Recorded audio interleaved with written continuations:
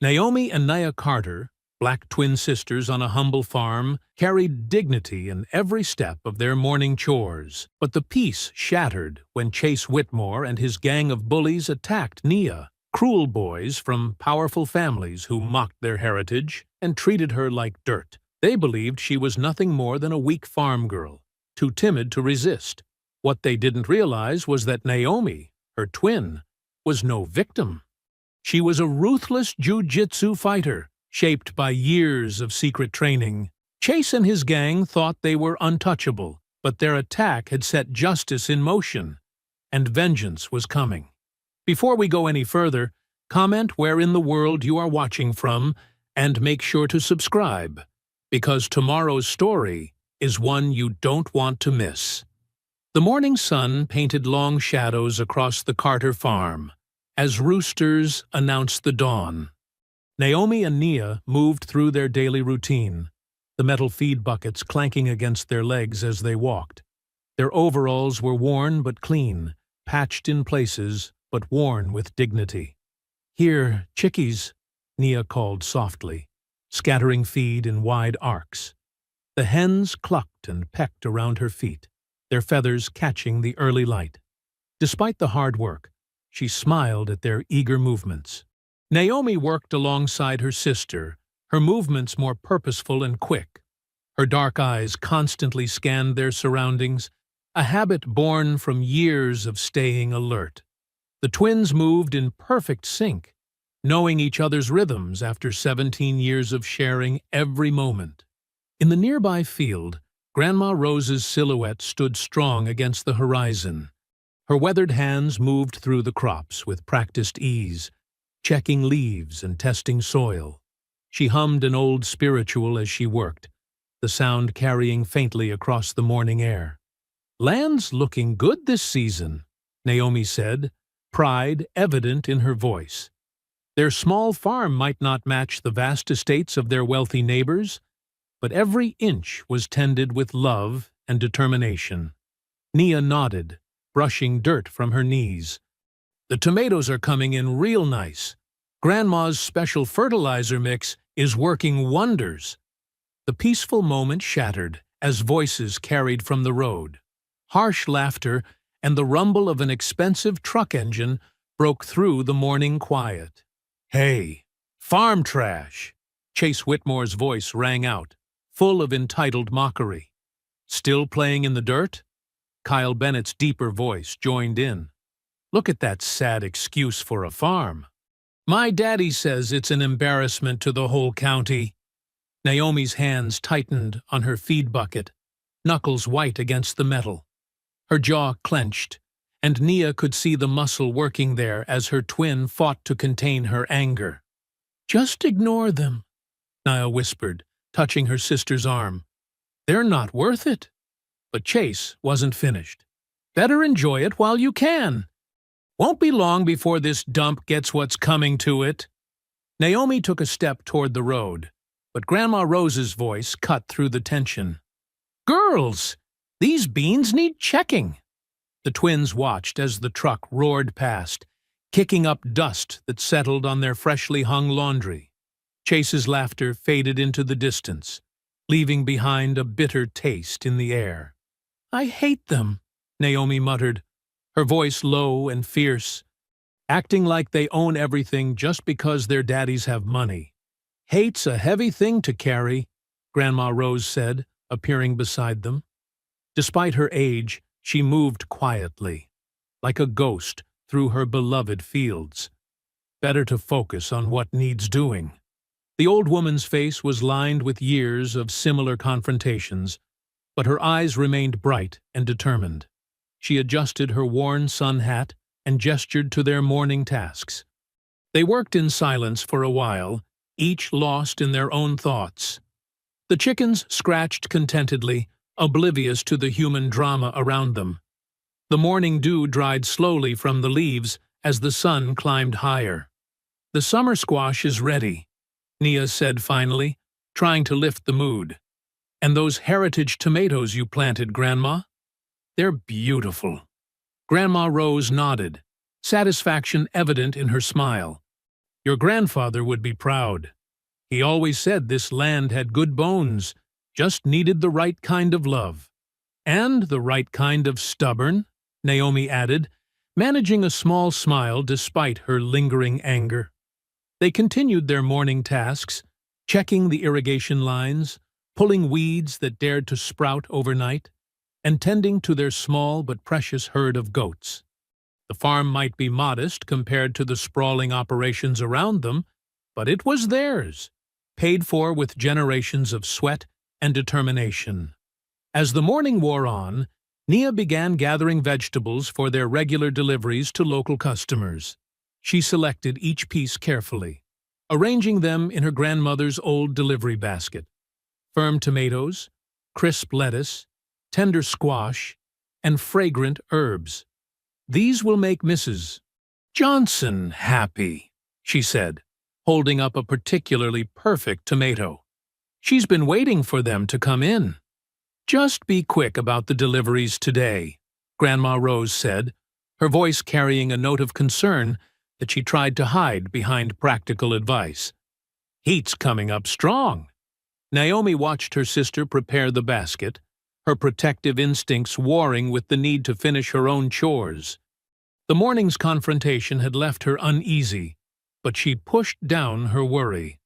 They couldn't let bullies like Chase and Kyle control their lives with fear. Nia hummed softly as she worked, carefully wrapping each bundle of herbs in damp paper to keep them fresh. Her gentle nature showed in how she handled each vegetable, treating their produce with the same care she wished the world would show to their family. The afternoon sun hung heavy in the Georgia sky as Nia made her way back to the barn, her delivery basket lighter after a day of dropping off produce. Sweat beaded on her forehead, and she paused to wipe it away with her sleeve. The old barn's weathered walls offered a promise of shade, and she headed toward it, looking forward to getting out of the heat. The crunch of gravel made her freeze. Through the thick summer air came the sound of multiple footsteps and low laughter. Her heart started hammering before she even turned around. "Well, look who we found!" Chase Whitmore's voice dripped with mock sweetness. "The delivery girl." Nia clutched her basket tighter as Chase, Kyle, Travis, and Ethan emerged from behind the barn. They moved like wolves circling prey, spreading out to cut off her escape routes. The familiar taste of fear filled her mouth. I need to get back to work," she said, trying to keep her voice steady. She took a step backward, but the barn wall was already at her shoulders. "You need to learn something first," Chase said, closing the distance between them in 2 quick strides. His hand shot out, grabbing a fistful of her shirt. The fabric twisted in his grip as he yanked her forward. "About knowing your place." His face was inches from hers now, eyes bright with cruel enjoyment. "You think you're so special with your organic vegetables and your fancy customers?" He slammed her back against the barn wall. The rough wood scraped through her shirt. "You're nothing but dirty farm trash." Kyle's massive form loomed beside Chase. With a savage grin, he knocked the basket from Nia's hands. The remaining vegetables scattered across the dirt, tomatoes bursting like wounds against the ground. "Oops," he laughed. "Guess nobody's getting their delivery today." "Get your phone out," Travis called to Ethan. "You'll want to record this." Ethan fumbled with his smartphone, nervous energy making his hands shake. But he was grinning too, caught up in the mob mentality of the moment. The camera's lens gleamed in the sunlight as he pointed it at Nia. "Please," Nia whispered. "Just let me go." Chase's response was to shove her harder against the wall. The racial slur he spat made her flinch more than the physical pain. "Shut your mouth. You people need to learn you don't belong here." Travis circled around to her side, his thin face alive with anticipation. "Maybe we should teach her that lesson real good this time." Without warning, his foot shot out, catching Nia in the ribs. The impact drove the air from her lungs.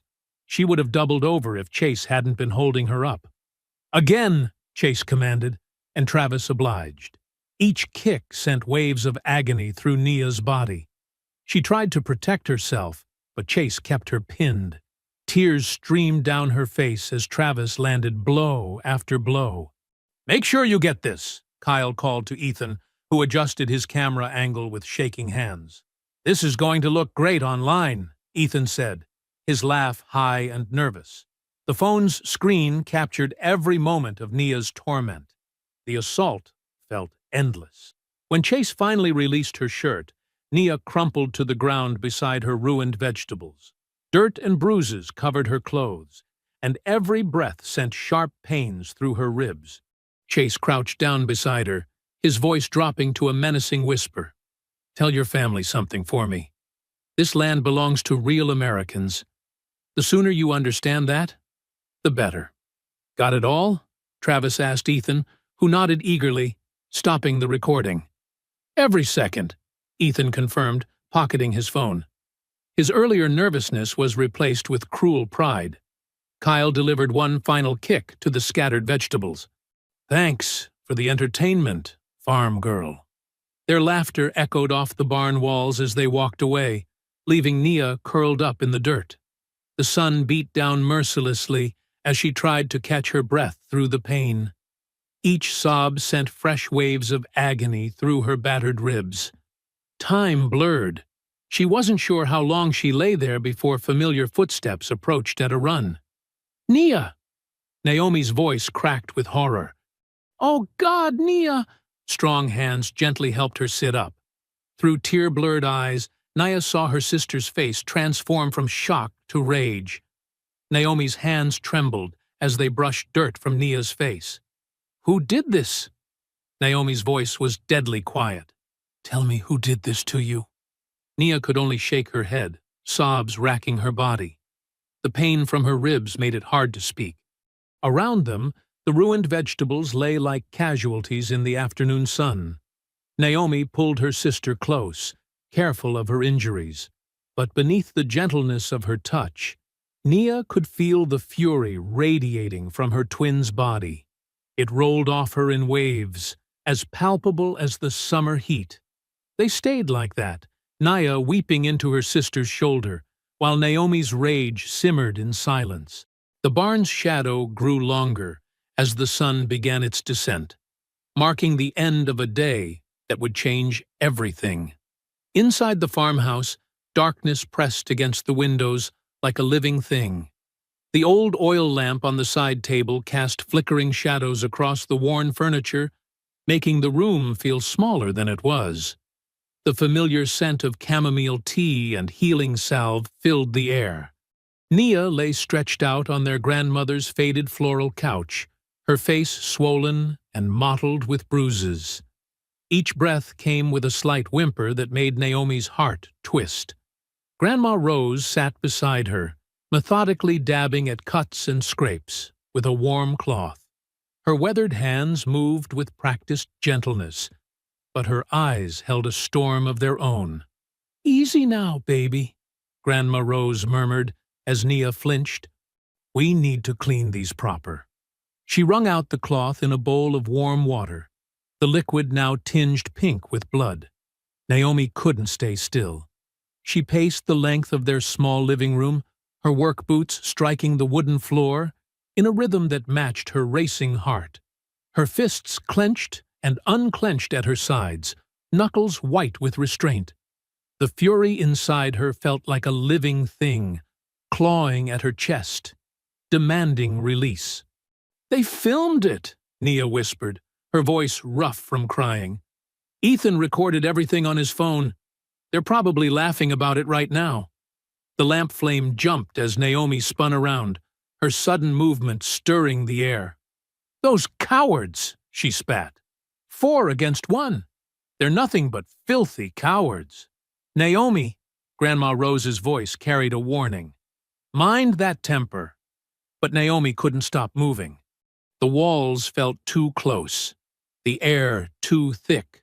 Years of memories crashed through her mind like a brutal slideshow. Chase and his friends throwing rocks at their chickens when they were 12. Kyle crushing their vegetable stand under his truck tires last summer. Teachers looking the other way when the boys accidentally knocked Nia's books into the mud. Remember when Daddy told us to be proud of this land? Naomi's voice cracked.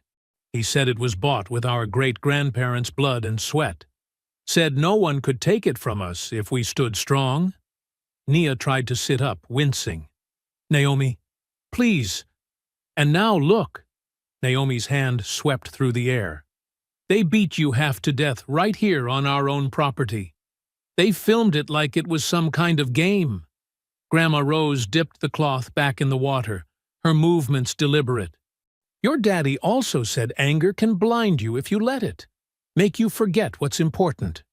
What's important is that they pay for this. Naomi stopped pacing, her shadow tall against the wall. She knelt beside the couch, taking Nia's hand carefully in hers. Listen to me, sister. This will never happen again. I swear it on everything we are. Nia's fingers trembled in her grip. You can't fight the whole world, Naomi. Watch me. The words came out like steel. One way or another, they're going to learn they can't treat us like this. Not anymore. The lamp flame wavered, sending shadows dancing across Naomi's face. In that moment, she looked so much like their father that Grandma Rose had to look away. I've watched you girls face things no child should have to face, Grandma Rose said softly. Watched you grow strong despite it all. But strength isn't just about fighting back, Naomi. It's about knowing how to fight smart. I'm done being smart, Naomi replied, her voice shaking with controlled fury. I'm done turning the other cheek. They crossed a line today, and they need to understand there are consequences.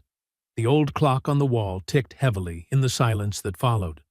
Outside, cicadas sang their evening chorus, oblivious to the tension within the farmhouse walls. Later that night, Naomi stood alone in her small bedroom, staring at her reflection in the cracked mirror. The glass had split years ago, when Kyle threw a baseball through their window by accident. The fracture divided her face into segments, making her look like a stranger to herself. With steady hands, she gathered her thick hair back from her face. Each movement was precise, purposeful. The rubber band snapped tight around the ponytail, pulling her features taut. Her dark eyes met their own reflection, and she barely recognized the coldness she saw there. Tomorrow, she whispered to her fractured image, I teach them a lesson. The words hung in the still air of her bedroom, heavy with promise. Through the thin walls, she could hear Nia's muffled sobs from the next room. Each cry fed the fire burning in Naomi's chest, transforming her rage into something harder, more focused. The mirror caught the moonlight streaming through her window, making the cracks glow like silver veins. In its broken surface, Naomi saw herself not as the farmer's daughter or the quiet twin, but as something new, an instrument of justice, honed by years of suffering and finally ready to strike. Dawn painted the sky in shades of pink and gold as Naomi stepped onto the narrow dirt path that wound through their property. She'd chosen Nia's pale blue work shirt carefully, the one with tiny flowers embroidered on the collar. Her shoulders hunched forward in a perfect imitation of her sister's shy posture, hands clasped nervously in front of her. The morning air felt thick with moisture, promising another scorching Georgia day. Chickens scratched in the yard behind her, their clucking a familiar soundtrack to farm life. She moved slowly, deliberately, making sure to drag her feet the way Nia did when she was anxious. Every few steps, Naomi glanced over her shoulder, playing up the nervousness. She knew they'd come. Chase and his gang always showed up early, before the heat of the day set in, when they thought no adults would be watching. Her heart hammered against her ribs, but not from fear, from anticipation. The sound of an engine growling down the road made her jump, exactly as Nia would have. Chase's pickup truck appeared around the bend, mud-splattered and too loud for the peaceful morning. Music blasted from the speakers, some country song about dirt roads and freedom that made Naomi's teeth clench. She kept walking, head down, counting their footsteps as they approached. 4 sets of boots crunching on gravel, right on schedule. "Well, look who's stupid enough to be out here all alone again." Chase's voice carried across the field, dripping with mock surprise. "Didn't you learn your lesson yesterday, farm trash?" Naomi hunched her shoulders further, shuffling faster like a frightened animal. Behind her, she heard Kyle's deep laugh, followed by the distinctive click of Ethan's phone camera turning on. "Hey!" Chase shouted. "I'm talking to you, girl." Heavy footsteps approached quickly. Naomi fought every instinct that screamed at her to turn and fight. Instead, she let Chase grab her shoulder, spinning her around roughly. "Look at me when I'm talking to you," he snarled, his face inches from hers. His breath smelled like stale cigarettes and the coffee he probably stole from his daddy's kitchen. Naomi kept her eyes down, letting her lower lip tremble. She could see Kyle and Travis flanking Chase, their shadows stretching long across the dirt path. Ethan hung back, phone held high, already recording. "Maybe she needs another reminder about respect," Kyle suggested, cracking his knuckles. His varsity football jacket stretched tight across his shoulders, a symbol of the privilege that made him feel untouchable. Chase's fingers dug into her arm. "You know what? I think you're right." He shoved her backward, making her stumble. "Seems like yesterday's lesson didn't stick." "Please," Naomi whispered, using Nia's soft voice. "Just let me go." That made them laugh harder. Travis, who'd been quiet until now, stepped forward to give her a sharp poke in the ribs, right where they'd kicked Nia yesterday. "Your sister around?" he asked, looking toward the farmhouse. "Maybe she'd like to join the fun this time." Naomi let a whimper escape, feeding their cruel excitement. She could see Ethan adjusting his camera angle, making sure to catch every moment of what they thought would be another easy victory. "Got nothing smart to say today?" Chase taunted, circling her like a shark. "No big sister to hide behind." Kyle moved faster than his size suggested, shoving Naomi hard from behind. She let herself fall, landing face first in the mud. The impact split her lip against her teeth, and she tasted blood. "Look at that!" Kyle hooted. "She's already crying." Naomi stayed down, shoulders shaking as if with sobs. Mud seeped through Nia's shirt, cold against her skin. She felt boots surround her, heard the click of Ethan's phone getting a closer shot. "Not so proud now, are you?" Chase's voice came from above. "This is what happens when you forget your place." Someone spat, the glob landing inches from her face. Naomi pressed her forehead into the dirt, letting red drops from her split lip fall onto the mud. Her hands clenched in the soil, but she forced them to relax. Not yet. Let them get closer. Let them think they'd broken her completely. "Maybe we should help her up," Travis suggested with fake concern. "You know, show her how nice we can be." "Yeah," Chase agreed, and Naomi could hear the cruel smile in his voice. "Let's show her some real Southern hospitality." The 4 boys laughed, the sound echoing across the empty field. Naomi stayed perfectly still in the mud, coughing weakly, letting her bloody lip tremble. Every muscle in her body itched to spring up, to fight back, but she held herself in check. Just a little longer. Let them lean in closer, confident in their power over what they thought was a helpless girl.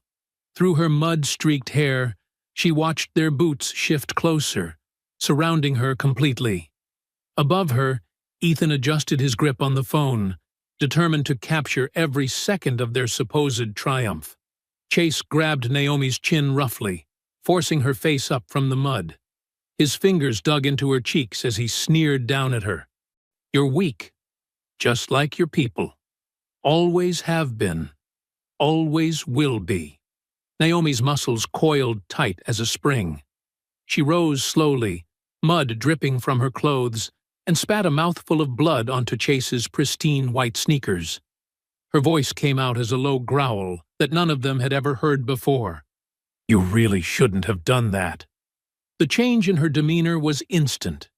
Gone was Nia's timid posture, replaced by something dangerous and controlled. Her eyes, no longer downcast, blazed with cold fury. The transformation made them hesitate, confusion flickering across their faces. Kyle recovered first, his massive frame launching forward with a roar.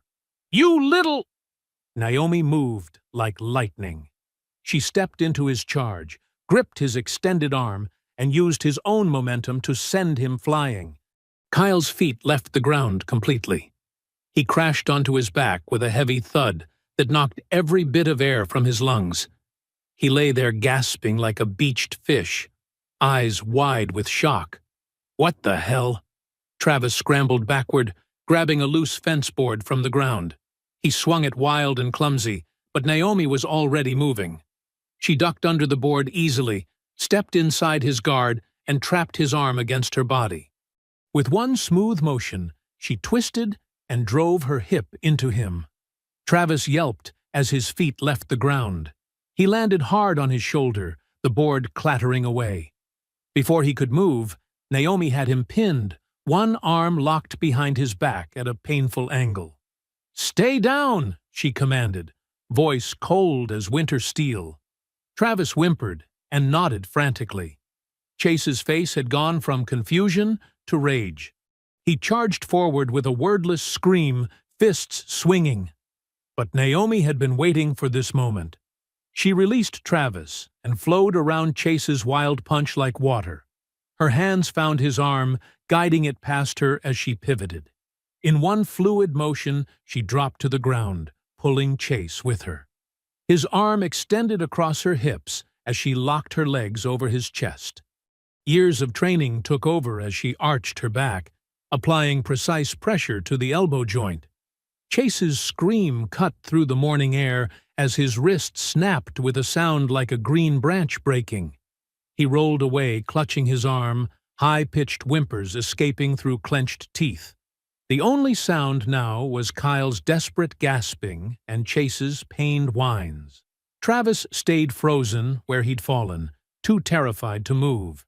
Ethan stood rooted to the spot, his phone slipping from nerveless fingers to clatter in the dirt. His face had gone ghost white as he stared at Naomi. She rose slowly to her feet, mud and blood streaking her clothes. Nothing about her resembled Nia now. Her stance was balanced and predatory, hands loose at her sides but ready to strike. When she spoke, her voice carried across the suddenly silent field. "You touch my sister again." She took one step forward, making them all flinch.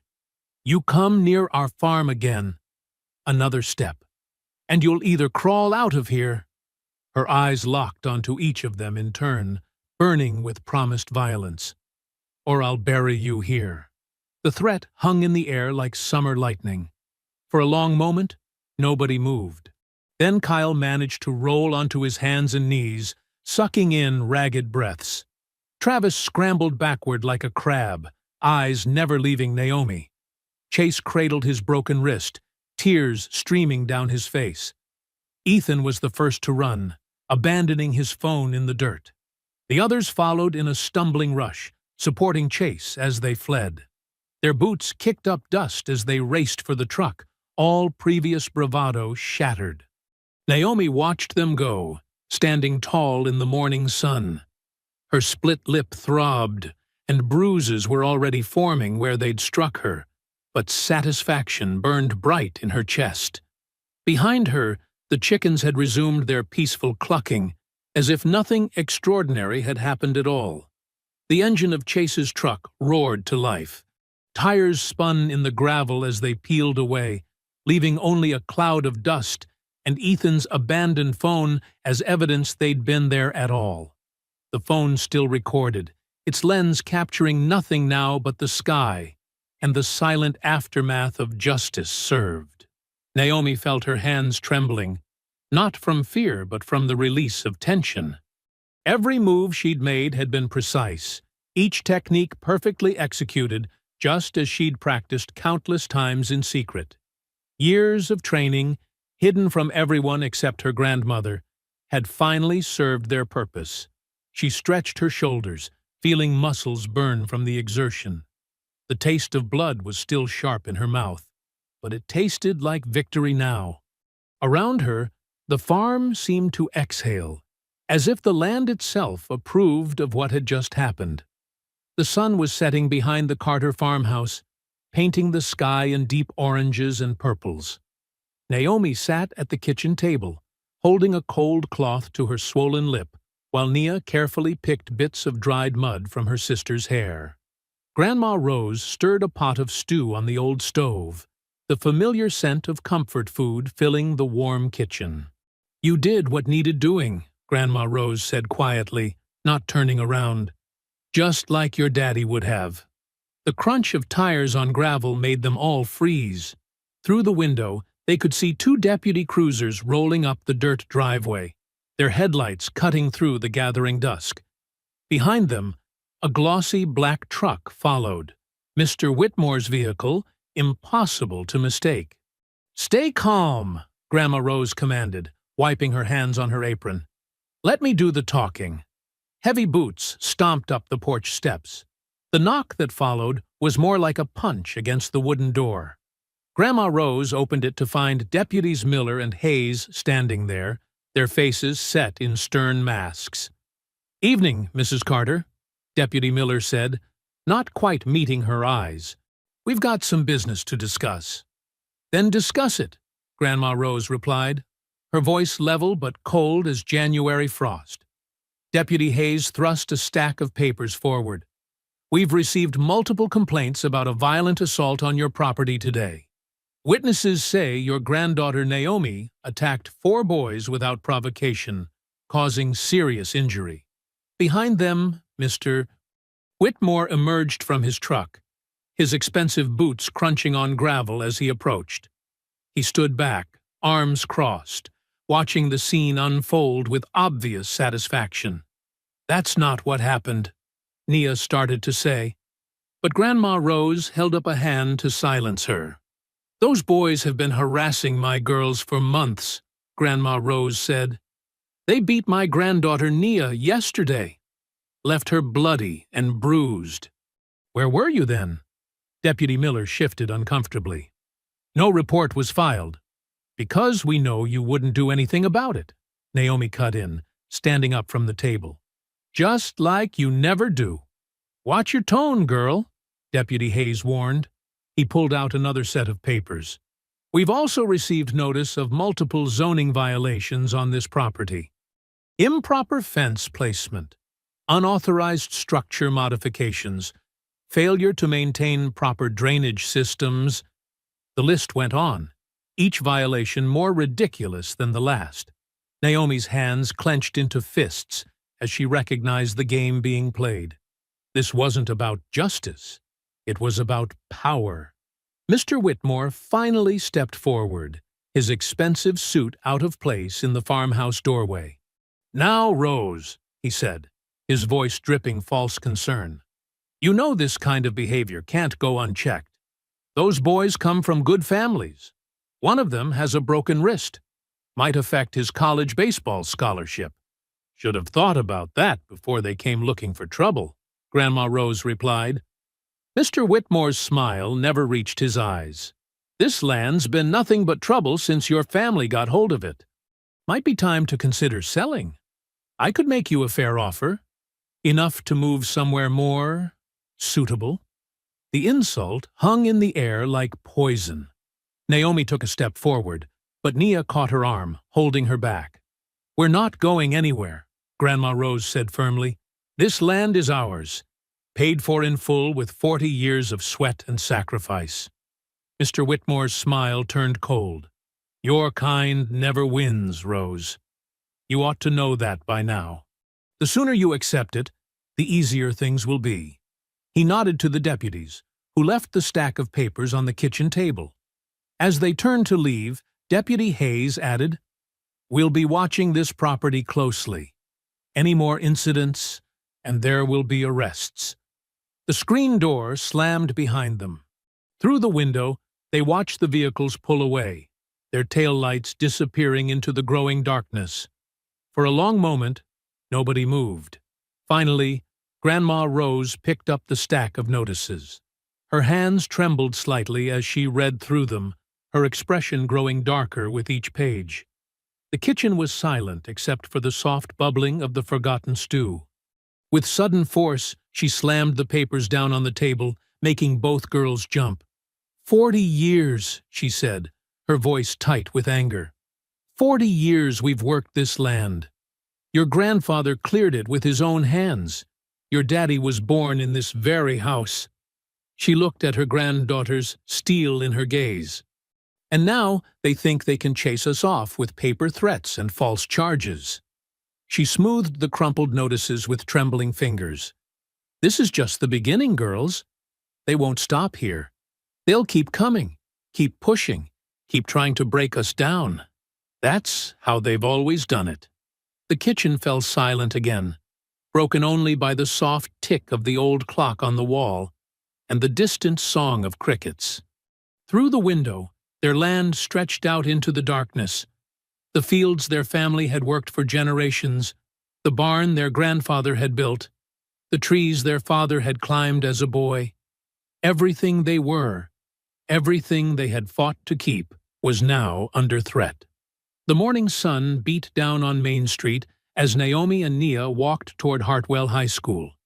Their shoes clicked against the cracked sidewalk, echoing off the old brick buildings that lined both sides of the street. Every few steps, Naomi noticed people staring, whispering behind their hands. Outside Thompson's grocery, Mrs. Jenkins and her friend huddled near the produce display, their voices carrying clearly across the morning air. Those Carter girls were always trouble, Mrs. Jenkins said, shaking her head. Violence never solved anything. Her friend nodded vigorously. Did you hear what she did to poor Chase? His mama says he might lose his scholarship. Nia's shoulders hunched forward, but Naomi walked taller, her chin lifted. As they passed Miller's hardware store, old Mr. Miller actually tipped his hat to them, something he'd never done before. Inside the diner, they could see through the large window as Tommy Chen's father gripped his son's shoulder, pointing at Naomi with something like pride in his eyes. The Chens had faced their own share of harassment from Chase's crowd. "Look at them all," Nia whispered, "talking about us like we're characters in some story." "Let them talk," Naomi replied, but her voice wavered slightly. The weight of all those eyes felt heavier than any punch she'd taken. As they approached the school, the whispers grew louder, more direct. A group of white students near the flagpole stepped back as they passed, like Naomi was some kind of dangerous animal. But Marcus Washington and his friends, who usually kept their distance, gave her subtle nods of respect. "Heard you gave those boys exactly what they deserved," an elderly black man called from his porch, his voice carrying across the street. "About time somebody did." Inside the school hallway, the divide was even more apparent. Students clustered in tight groups, conversations dying as the sisters passed. Some looked afraid, others admiring, but nobody seemed neutral anymore. "Thug," someone coughed into their hand as Naomi passed. "Hero," another whispered from behind a locker door. Nia grabbed Naomi's arm. "Maybe we should have stayed home today. And let them think they scared us away?" Naomi shook her head. "No chance." They headed toward their first class, English with Mrs. Delgado. The teacher stood at her door as always, greeting students. When she saw the Carter twins, something flickered in her eyes, concern mixed with determination. "Girls," she said quietly, "could you stay after class? I need to discuss your essays." During class, Mrs. Delgado taught as usual, but Naomi caught her glancing their way more than usual. When the bell rang and other students filed out, she closed the door and pulled down the shade. "I heard what happened," she said, her voice low and urgent. "Both times. The attack on Nia and what followed. Naomi tensed, ready for another lecture about violence not being the answer. But Mrs. Delgado surprised her by pulling a thick manila folder from her desk drawer.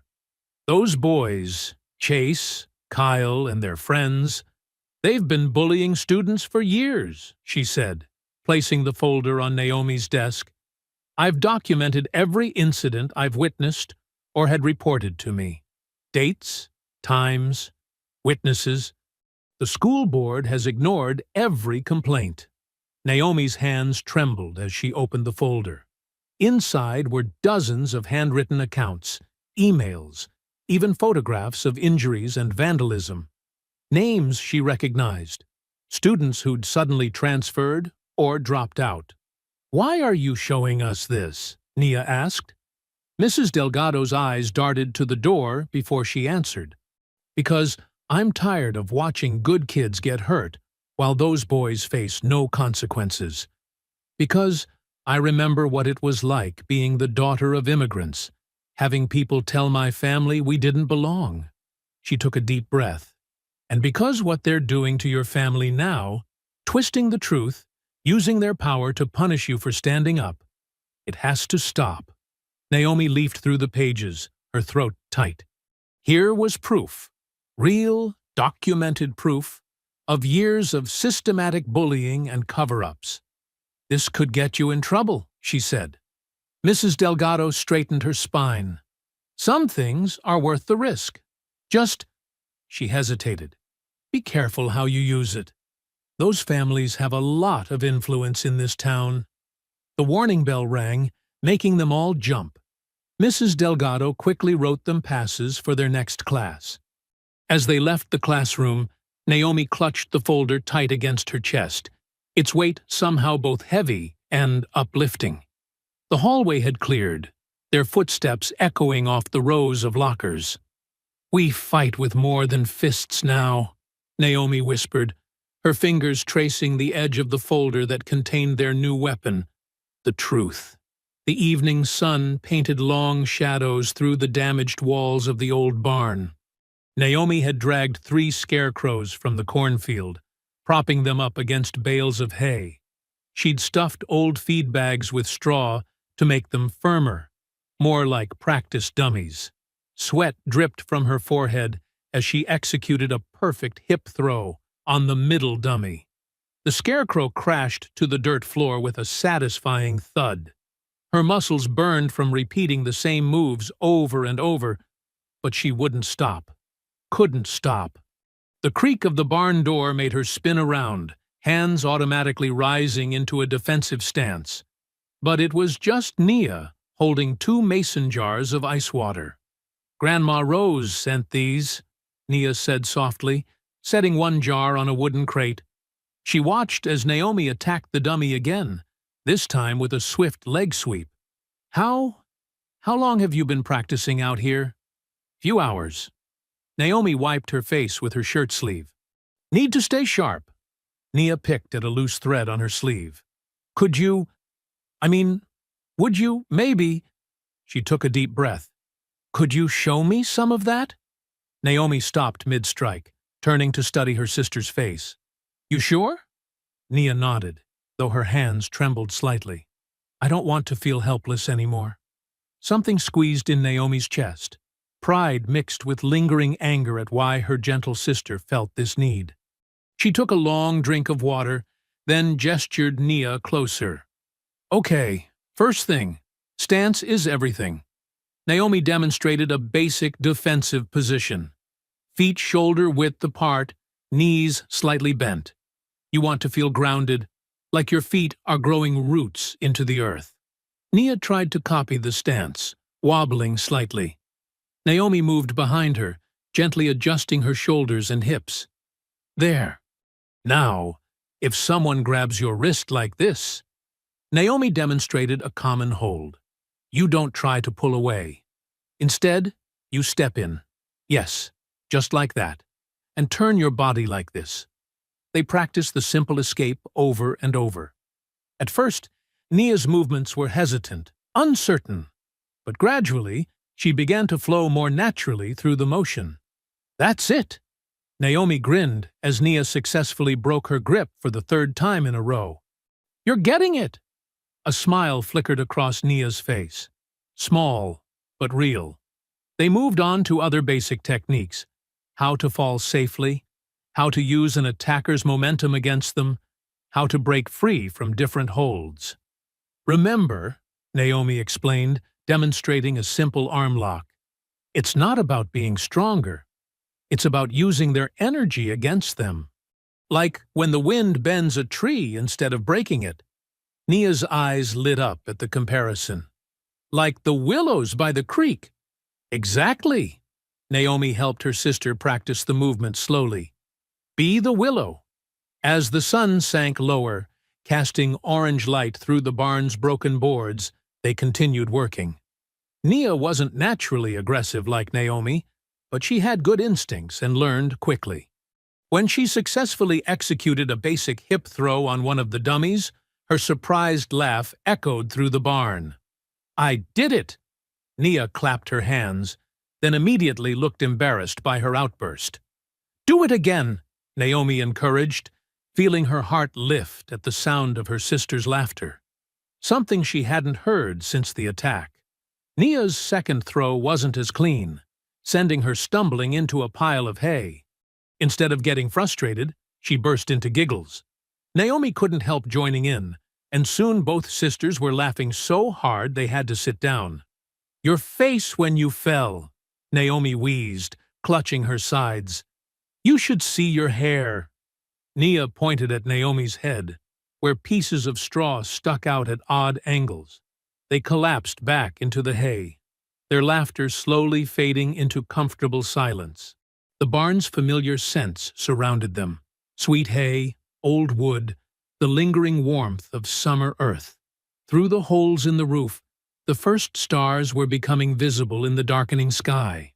"Thank you," Nia said quietly, reaching for her sister's hand. Naomi squeezed back. "For what?" "For being strong when I couldn't be. For teaching me to be stronger." "You've always been strong, Nia." Naomi turned her head to look at her twin. "Just in a different way than me." They lay there in comfortable silence, their breathing synchronized like when they were little girls sharing a bed during thunderstorms. Despite their exhaustion, both felt a new energy humming between them. A shared purpose. A united front. "Think I'll ever be able to do what you did?" Nia asked, her voice barely above a whisper. "Stand up to them like that?" "You already are," Naomi replied, "just by not letting them break you. By being here, learning, getting back up." She paused. "We're stronger together, you know." "Yeah," Nia said, squeezing her hand again. "I know." The community gym buzzed with nervous energy. Fluorescent lights cast harsh shadows across the blue competition mats where competitors warmed up. Naomi adjusted her white GI, double-checking the knot on her belt, while Nia sat on the bleachers nearby, clutching their grandmother's worn leather bag. "Remember what we practiced," Naomi muttered to herself, rolling her shoulders. The registration table had given her questioning looks when she signed up. They weren't used to seeing many black girls in these local tournaments. Her first opponent was a stocky boy from the next county. As they bowed to start the match, she caught his smirk. He probably thought this would be easy. The referee's hand chopped down, and the boy lunged forward with overconfident speed. Naomi sidestepped smoothly, just like dodging Chase's attacks in the barn. When he grabbed for her GI, she used his momentum to sweep his legs. He hit the mat with a surprised grunt. Before he could recover, she trapped his arm in a textbook armbar. He tapped out in seconds. "Winner, Carter," the referee announced. A few scattered claps echoed through the gym. Naomi caught Nia's proud grin from the bleachers. Her second match drew more attention. This opponent was a tall girl with competition patches covering her GI. She was technically skilled, but Naomi had learned her techniques defending against real attacks. When the girl attempted a throw, Naomi countered with the same move she'd used on Kyle, sending her opponent flying. The crowd gasped. "Did you see that?" someone whispered. Where did she train? Match after match, Naomi's precision and power drew more spectators. Her techniques weren't flashy. They were efficient, practiced, perfect. A boy tried to muscle his way through her defense. She choked him out in 30 seconds. An experienced competitor attempted to tire her with complex moves. Naomi waited patiently, then struck like a snake when she saw an opening. Between matches, she noticed a man with a camera from the local paper taking photos. Let them see, she thought. Let everyone see. The semifinals paired her against a boy she recognized from a neighboring school. He'd been at last year's county fair, one of the ones who'd accidentally knocked over their produce stand. His eyes widened when she stepped onto the mat. "Begin!" called the referee. The boy circled cautiously, having watched her earlier matches. Naomi kept her breathing steady, centered like the willow tree she'd described to Nia. When he finally attacked, she was ready. She caught his GI, dropped her weight, and executed a perfect hip throw that sent him soaring. The impact knocked the wind from his lungs. Naomi followed him down, securing a cross-body hold that made him struggle like a fish on land. She could have submitted him quickly, but she held the position, letting him wear himself out, letting him feel powerless, just for a moment. When he finally tapped, his face was red with exhaustion and shame. The finals brought her face to face with a state champion from Atlanta. He had a black belt and a collection of medals. The crowd had grown significantly, and she heard murmurs about the farm girl who'd fought her way to the finals. This match was different. Her opponent was skilled, patient, and experienced. They exchanged techniques like a complex dance, each looking for openings. Sweat dripped down Naomi's back as she defended against his attacks. But she'd trained for this, not in a fancy dojo, but in a broken-down barn with determination as her only teacher. When the champion shot in for a takedown, Naomi sprawled perfectly. As he tried to recover, she caught him in a guillotine choke. The gym went silent except for the sound of their heavy breathing. The champion struggled, tried to escape, but Naomi's grip was iron. Finally, his hand slapped the mat. The referee raised her hand. "Winner and tournament champion, Naomi Carter." The gym erupted in applause. Even those who had watched suspiciously at first couldn't deny her skill. A small crowd gathered as the organizers presented her with a modest trophy. Nothing fancy, just a simple cup with a martial artist on top. But it represented something bigger. Through the crowd, Naomi spotted Nia standing and clapping, tears of joy streaming down her face. Their eyes met across the gym, sharing a moment of triumph that went beyond the tournament. This wasn't just about winning matches. This was about standing tall, about showing everyone what they were capable of. The local paper photographer asked her to pose with the trophy. Naomi held it high, her face serious, but proud. She could already imagine the whispers spreading through town. "Did you hear about that Carter girl? Did you see what she did at the tournament?" Let them talk, she thought. Let them see that the days of pushing the Carter family around were over. The midnight air hung heavy and still. Naomi jolted awake to the acrid smell of smoke. Through her window, an orange glow flickered against the trees. Her heart stopped. "Fire!" she screamed, already running barefoot down the hall. "Grandma! Nia! The barn's burning!" The old wooden barn was already consumed in flames when they burst outside. The heat hit them like a wall, and the crack and roar of burning timber filled the air. Inside, their horses whinnied in terror. Chickens clucked frantically in their coop nearby. "The animals!" Nia cried, starting forward. Naomi grabbed her arm. "I'll get them." "You and Grandma get the hose." Naomi pulled her shirt over her nose and ran toward the inferno. The barn door was hot to the touch. She kicked it open, ducking under a shower of sparks. Smoke stung her eyes as she squinted through the haze. The horses stamped and reared in their stalls, wild with fear. "Easy, easy," she called, trying to keep her voice steady as she reached for Shadow's halter. The big mare's eyes rolled white, but she knew Naomi's touch. Together they moved toward the door, the horse's powerful body trembling. Behind a stack of hay bales, something moved. Naomi glimpsed Ethan crouched in the shadows, phone raised to film the destruction. Their eyes met through the smoke. His face went pale. "What are you—" she started, but a beam cracked overhead. "Get out! Now!" Ethan scrambled past her into the night. Naomi turned back for the second horse. The heat was unbearable now, and breathing was like swallowing glass. She reached Lightning's stall just as Nia appeared in the doorway. "Help me!" Naomi shouted.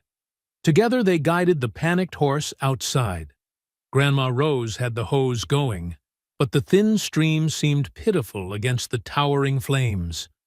The old wood was like tinder after months of drought. In the distance, sirens wailed. Through tears of smoke and despair, Naomi saw Travis Miller's truck speeding away down the dirt road. Near where it had been parked, grass smoldered where something had been thrown. The fire trucks arrived too late to save the barn. They could only contain the blaze, keep it from spreading to the fields. Naomi and Nia worked frantically to herd their chickens to safety, while their grandmother spoke with the firefighters. Dawn was breaking when Sheriff Matthews pulled up, his cruiser kicking up dust. He barely glanced at the smoking ruins before turning to Grandma Rose. "Mighty convenient timing," he drawled, "right after all them complaints about code violations. Insurance would cover a new barn, wouldn't it? Are you accusing us of something?" Grandma Rose's voice was steel. "Just noting the facts, ma'am. Farm's been struggling. Bit of insurance money might help with that." He pulled out a notebook. "We'll need to investigate this as potential arson." "Arson?"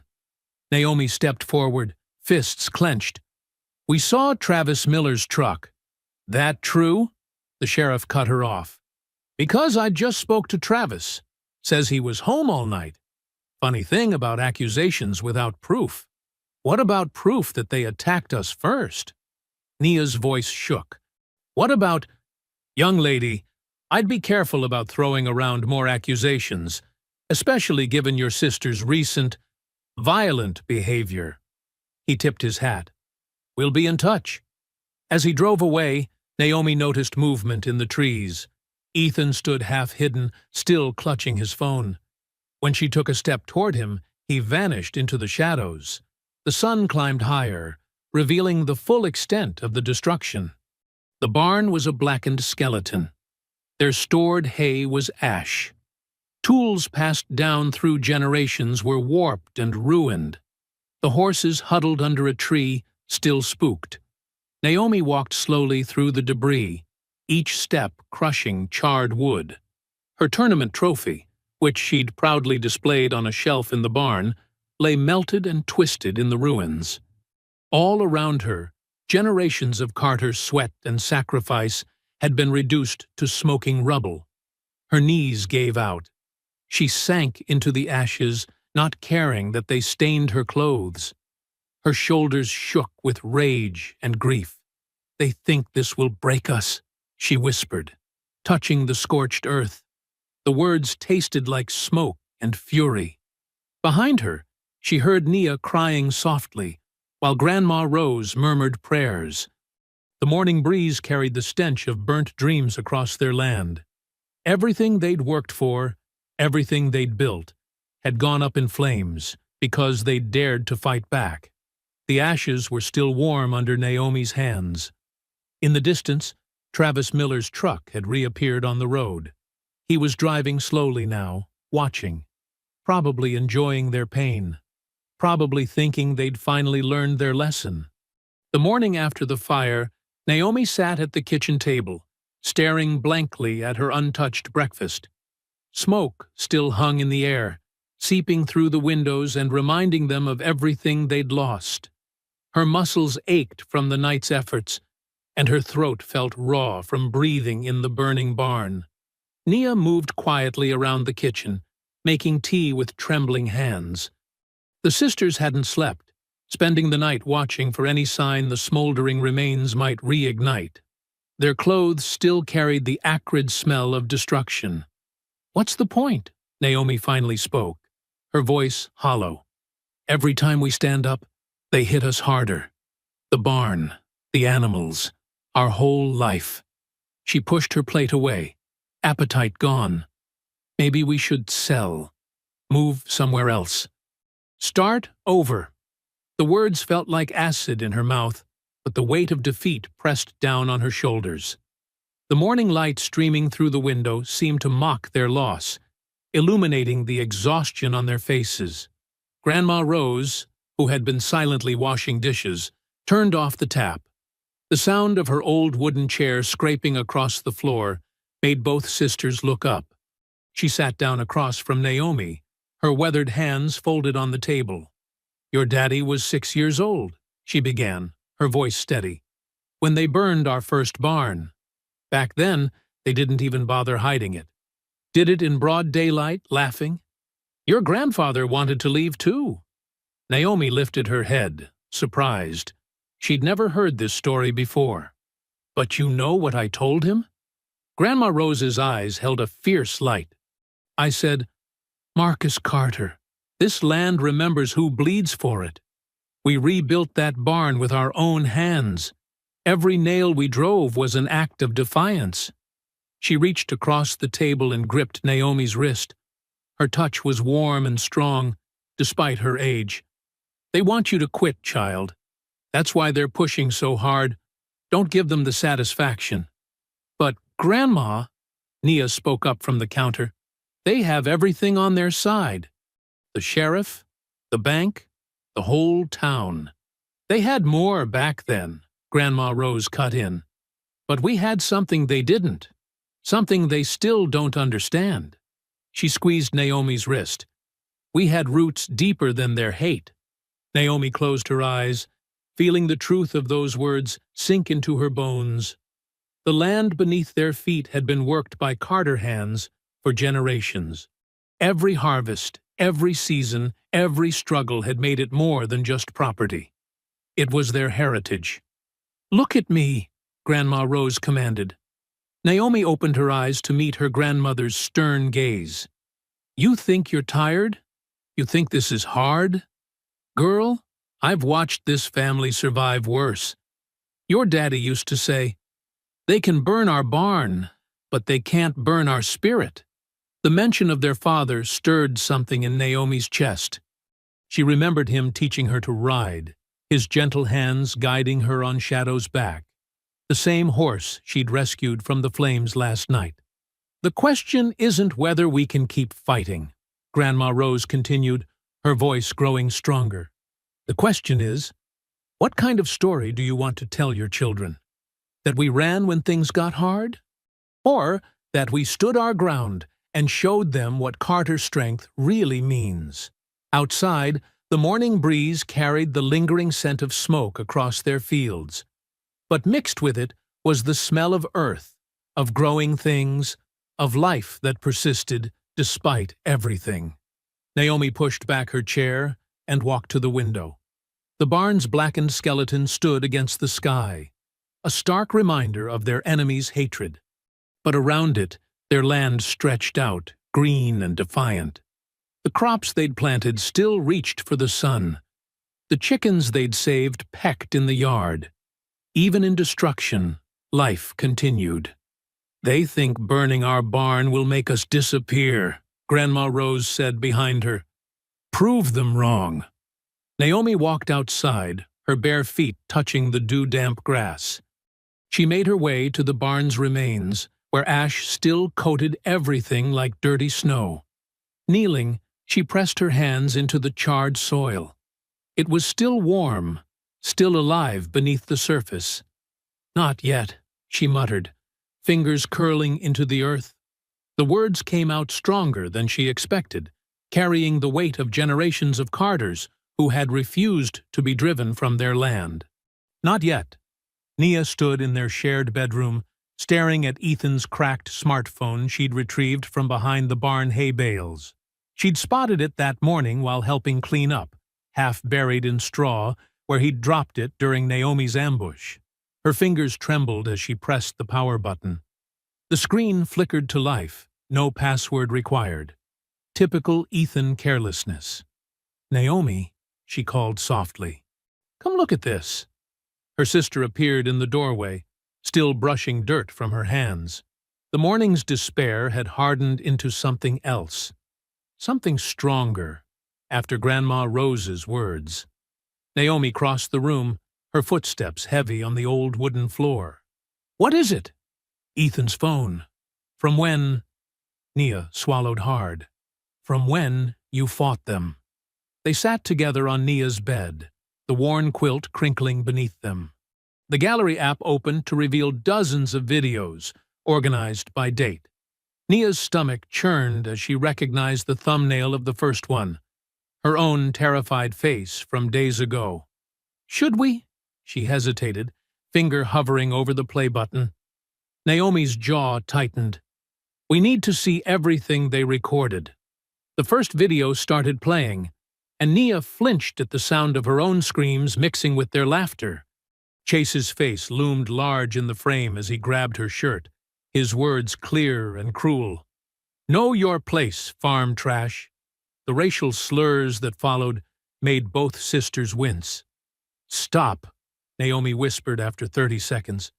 I can't watch them hurt you again."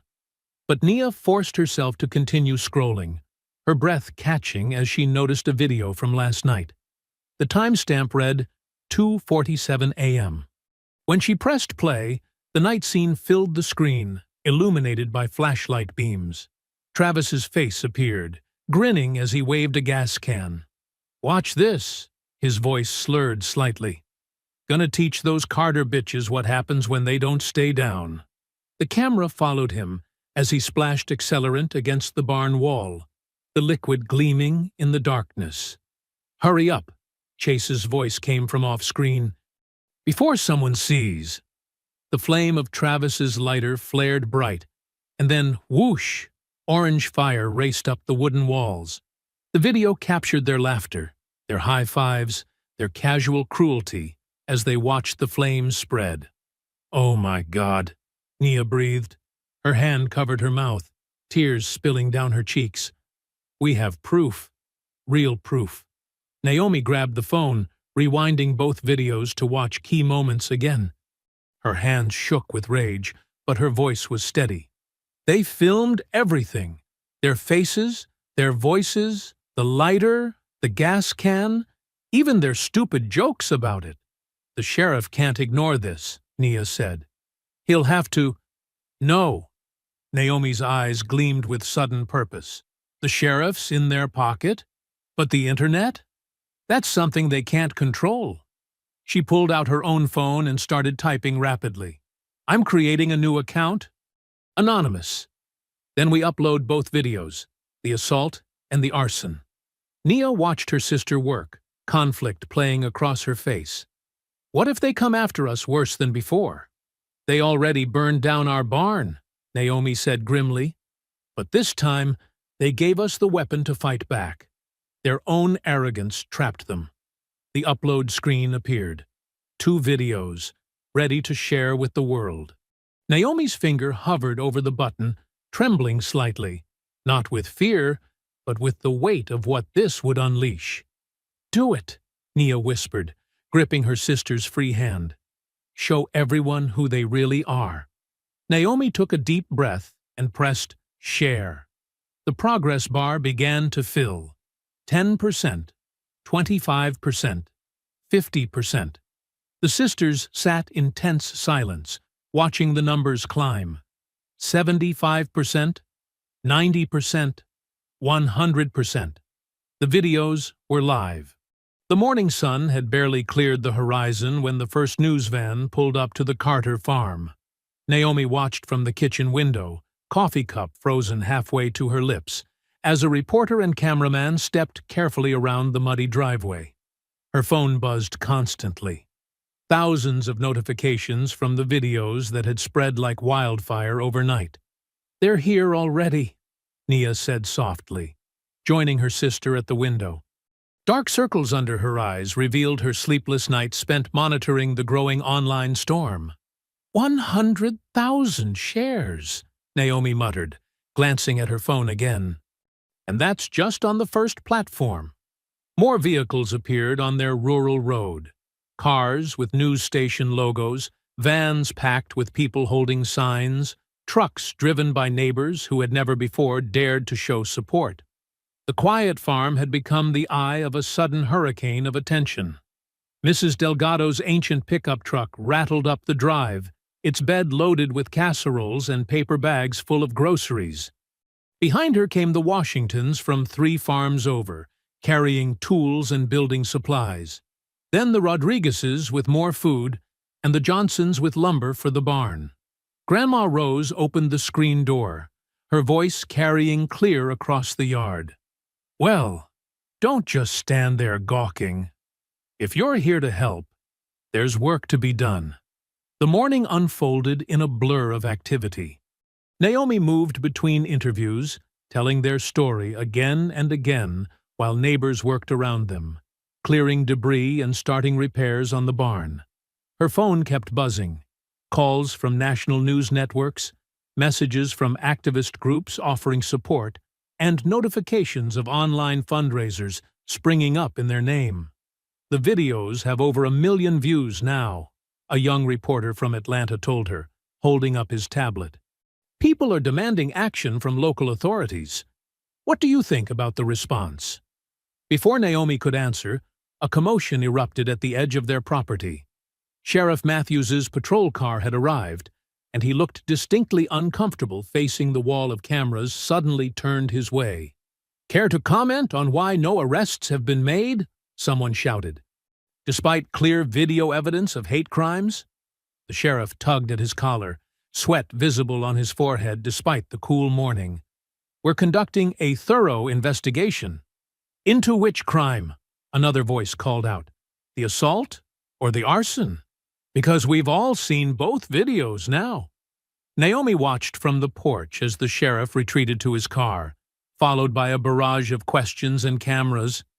It felt surreal, like watching justice finally catch up, one uncomfortable question at a time. Inside, Nia sat at their kitchen table with a representative from the Southern Poverty Law Center, sharing documentation of years of harassment. Their grandmother moved between clusters of neighbors, directing repair efforts and accepting covered dishes with graceful thanks. By afternoon, the crowd had grown larger. Local black church groups arrived with lunch for everyone. White families who had previously stayed silent now stood openly alongside them, hammers and saws in hand. The weight of fear that had pressed down on the Carter farm for generations seemed to lift slightly, broken by the simple act of truth exposed. A young woman from CNN requested one final interview as the sun began to set. The golden light caught the fresh sawdust in the air around the barn frame, where the community's work had already begun to erase the fire's destruction. "Your video post has sparked a national conversation," the reporter said, adjusting her microphone. "About racism, about justice, about rural communities. What do you hope comes from all this attention?" Naomi looked around slowly, at her sister standing tall despite her healing bruises, at their grandmother directing volunteers with fierce pride, at neighbors finally united in purpose. She thought about Chase's broken wrist, about Travis's smirking face in the firelight, about years of slurs and threats and damaged property. She turned back to the reporter, her voice steady and clear. "Justice. Could you elaborate on that?" "Justice isn't just about punishment," Naomi continued. "It's about change, real change. So no other family has to teach their children to endure hatred. So no other sister has to learn to fight just to protect her own." She gestured to the bustling farm around them. "Look at all these people working together now. That's what our community should have been all along. That's what justice looks like." The reporter nodded, visibly moved. Behind her, another truck pulled up, loaded with donated supplies. More hands reaching out to help, more voices refusing to stay silent. Naomi felt Nia's arm slip around her waist, their grandmother's weathered hand on her shoulder. Together they faced the cameras, the growing crowd, the future rushing toward them like a cleansing storm. The truth was out now, carried on millions of shares and clicks and voices saying, "Enough." And it all started with a dropped phone in the hay. The county courthouse buzzed like an angry hive. Every wooden bench creaked under the weight of spectators, with more people standing shoulder to shoulder along the walls. The air felt thick with tension, made worse by the late summer heat seeping through the tall windows. Naomi sat between Nia and Grandma Rose in the front row, her back straight as steel. Across the aisle, Mr. Whitmore lounged in his expensive suit, whispering to his lawyer while shooting smug glances their way. Chase sat behind him, his wrist still in a cast, trying to match his father's confidence, but failing to hide his nervous sweat.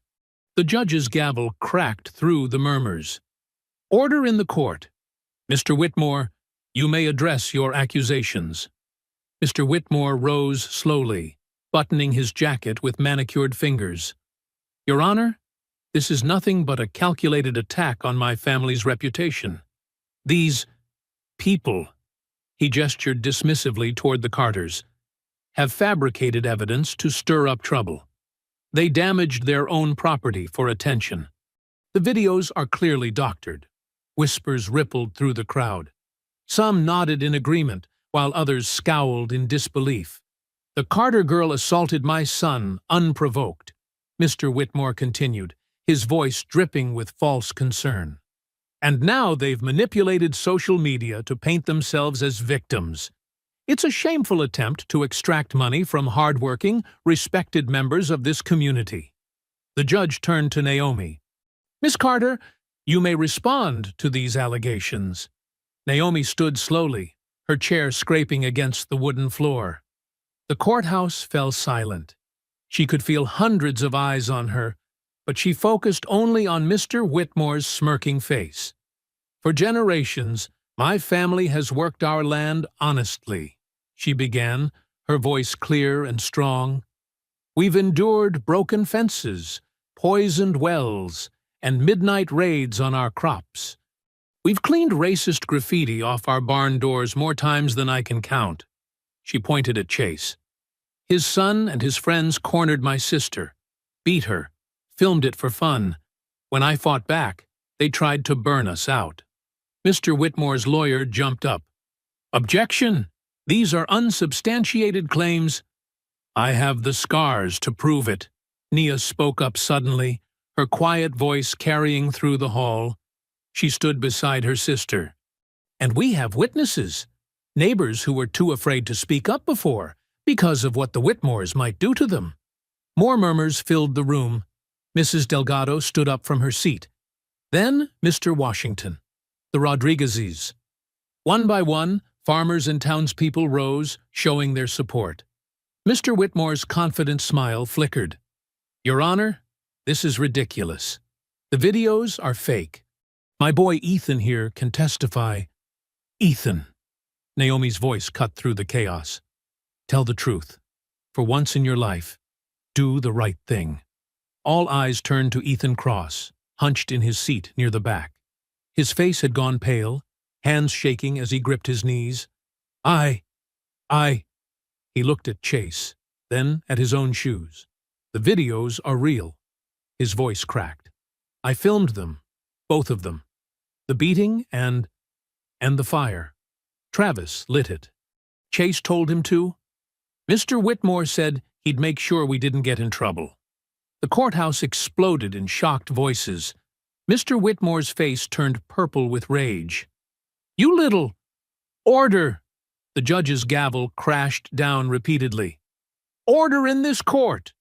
Chase leaped up, his good hand balled into a fist. "You lying piece of—" He lunged toward Nia, face twisted with hatred. What happened next seemed to unfold in slow motion. Naomi stepped in front of her sister, her body moving with fluid precision. As Chase's wild punch sailed past her head, she gripped his arm, pivoted her hip, and used his own momentum to send him flying. He crashed into the wooden railing with a spectacular thud, landing spread-eagled on the courthouse floor. The hall erupted. Deputies rushed forward, but they weren't needed. Chase lay groaning, his father's expensive suit collecting dust from the floor. Mr. Whitmore stood frozen, his carefully constructed world crumbling around him. People were on their feet, some cheering, others shouting. The judge's gavel was lost in the chaos. Mrs. Delgado embraced a weeping Nia. Grandma Rose stood tall, tears streaming down her proud face. Through it all, Naomi remained standing, calm as stone, looking down at Chase. "That's the last time you'll ever try to hurt my sister." The deputies helped Chase up, his face burning with humiliation. His father couldn't even look at him, already huddled with his lawyer as years of corruption began to unravel. The cheers grew louder. Someone started clapping, and the sound spread like thunder through the courthouse. The room divided itself, the Whitmores and their remaining supporters shrinking against one wall, while the rest of the community surrounded the Carters with waves of support and vindication. The autumn breeze carried the scent of fresh lumber and wet paint across the Carter farm. Where charred ruins had stood just weeks ago, a new barn rose proudly against the Georgia sky. Its red walls gleamed in the afternoon sun, twice the size of the old structure, built with donations and the hands of neighbors who had finally found their courage. Naomi watched from the porch as another delivery truck rumbled up their driveway. Ever since the courthouse showdown, help had poured in from across the country. First came the lawyers, then the journalists, and finally the flood of support from people touched by their story. "Look what just came in," Nia called out, waving a newspaper. The headline read, "Whitmore Empire Crumbles. Years of Corruption Exposed." Below it, smaller headlines detailed the charges: assault, arson, witness intimidation, fraudulent land deals stretching back decades. Grandma Rose settled into her rocking chair, smoothing her apron. Chase and his friends are looking at juvenile detention. Their daddies might see real prison time. She shook her head slowly. The Lord works in mysterious ways. The investigation had uncovered everything: missing permits, buried environmental violations, bribes paid to look the other way, while black farmers were harassed off their land. Mr. Whitmore's smug smile had finally cracked when the FBI arrived with boxes of evidence. "Mrs. Rodriguez says they're seizing the Whitmore properties," Nia said, settling beside her sister on the porch steps.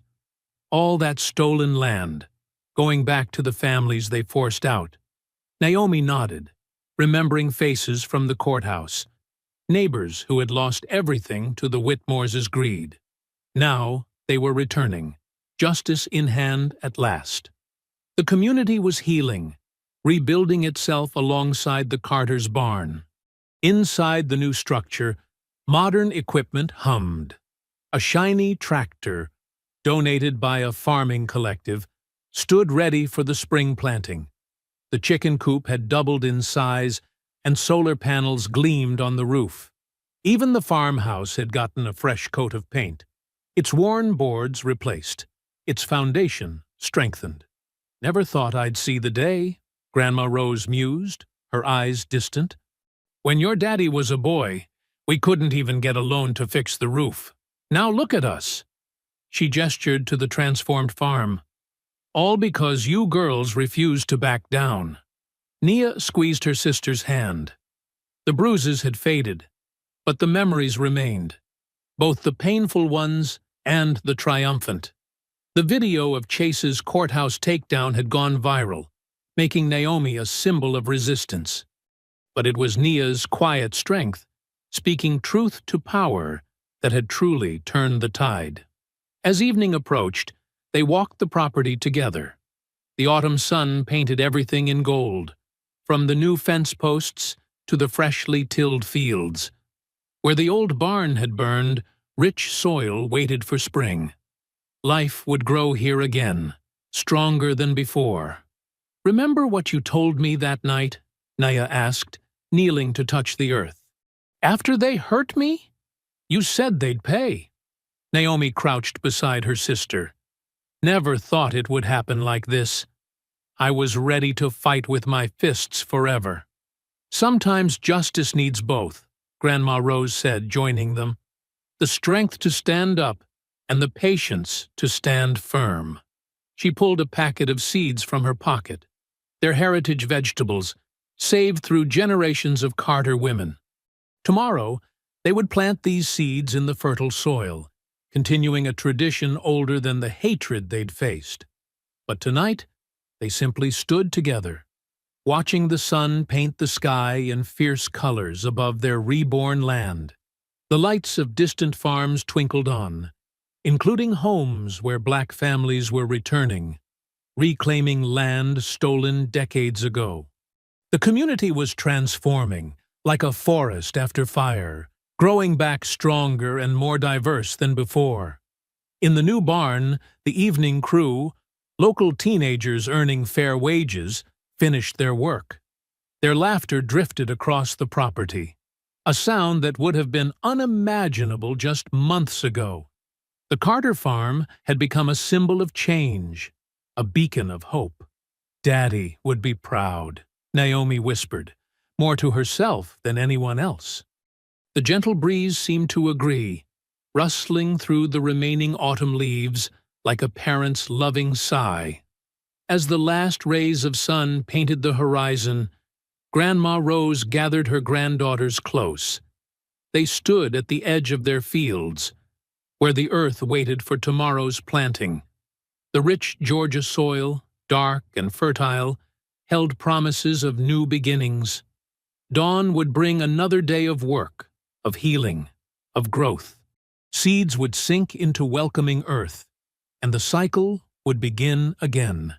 But this time, the Carter farm would flourish without fear, without the shadow of hatred darkening its borders. Naomi picked up a handful of soil, letting it sift through her fingers. The same land that had absorbed their tears now promised a future bright with possibility. From the ashes of destruction, they had forged something unbreakable. Not just a farm, but a legacy of courage. I hope you enjoyed that story. Please share it with your friends and subscribe so that you do not miss out on the next one. In the meantime, I have handpicked 2 stories for you that I think you will enjoy. Have a great day.